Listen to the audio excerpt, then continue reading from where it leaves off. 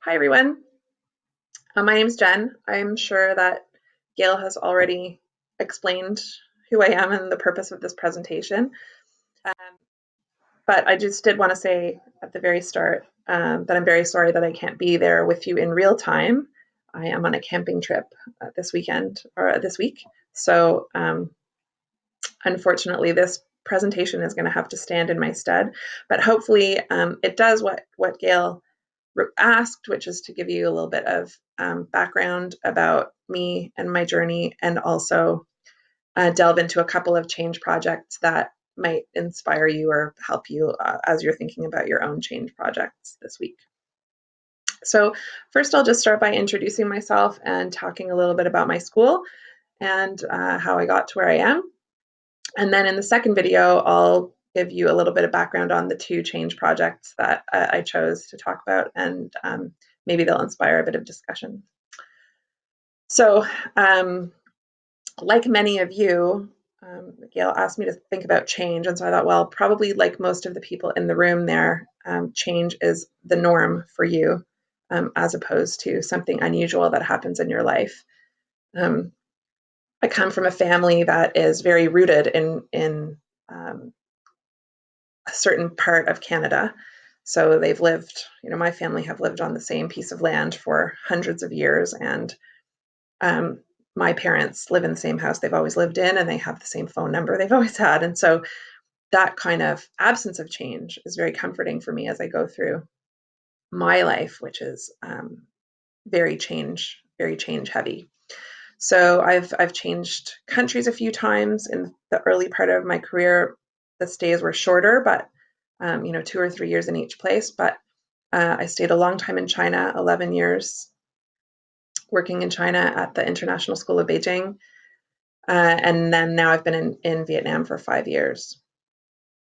The types of schools have changed. The governance structure of the schools has been different every time. The curriculum has changed a lot. I've been in the American curriculum now for probably the bulk of my career, but it hasn't always been so. And of course, my job has changed a lot as well. I put this slide in here about experiences to gain towards leadership more for the teacher cohort last week that I spoke to, because I think most of the people in the room there are already on this journey. But I would give a special little plug for accreditation. If any of you have been part of accreditation teams, either a self-study team in your own school or a visiting team to another school, hopefully you can attest to how valuable that experience is professionally. And if you haven't, I would really encourage you to join any kind of IB or WASC.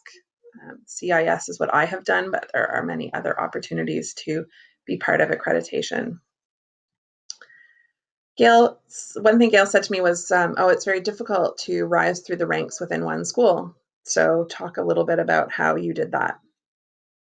The short answer to that is that I worked in a big school, I don't know if any of you have heard this terminology for international schools about tiers of schools.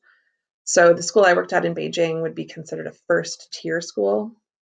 And I worked there for a long time, and I have to say I gained a ton of really great experience and also a big network of people in this region.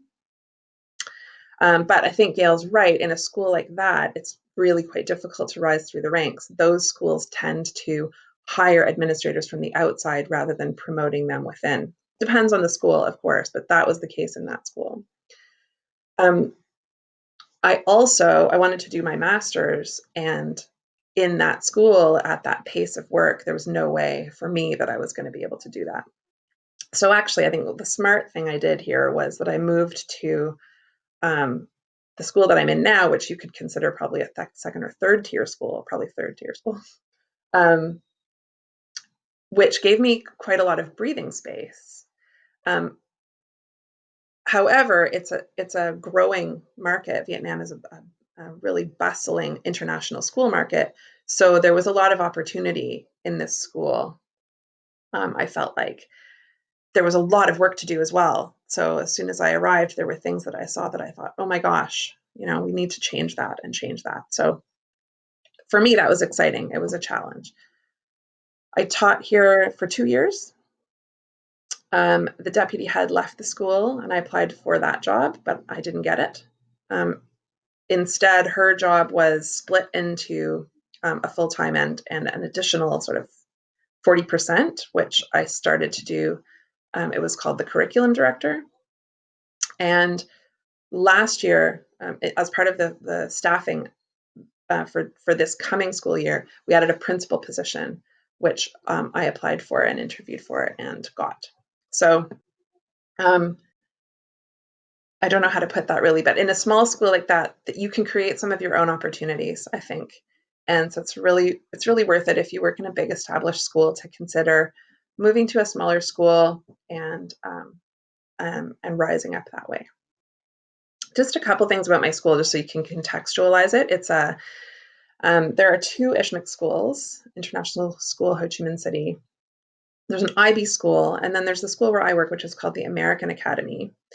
The IB school is a typical IB school with students from all over the world.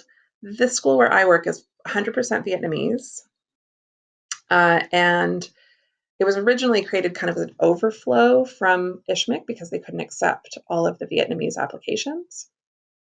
And it's taken about 5 years for it to kind of come into its own as a, having a vision and not just being a place to wait for a position in the other school to come open. So it recently got its own independent accreditation, and there are plans to build a new campus because we are at capacity in the campus where we are right now. Okay, so that gets me to the second part of the presentation. So I'm going to stop this video and start the change video.